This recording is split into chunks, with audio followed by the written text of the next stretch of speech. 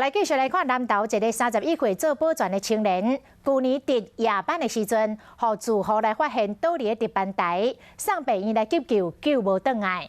厝内底的人事后发现讲，伊小连续来上10天的班，逐天工作的时间高达22点钟。至于这个男子是过劳死，而且公司嘛无法加班费予伊。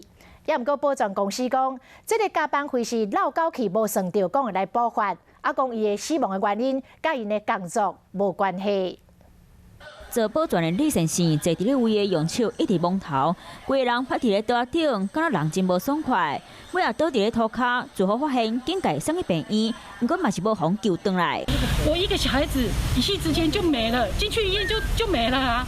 我讲白一点，连要教他的语言就都没有。我一个小孩子这么乖，在这边。代志发生伫咧去年，病院诊断死因是高血压，引起脑内出血。不过家属认为查甫人无高血压的病史，嘛发现伊有10天小连续做超过22点钟的记录。公司若无互伊加班费，上限的是查甫人伫咧病院抢救，阁有签到记录。人在加护病房，请问你要怎么上班？但是上面有签到。对于签到的问题，保全公司认为是查甫人进前写的。这个字迹可以看得出来是那个李先生哈。他图自己的方便呢，第一天他就把后面的天数他就已经把它签完了。啊，那加班费，保全公司讲是闹交期，卖补发给家属。强调劳保局调查后已经判定查甫人死因，唔是因为做工课原因。不过社会劳动处调查后认为查甫人超时加班已经违法，卖甲保全公司罚2万。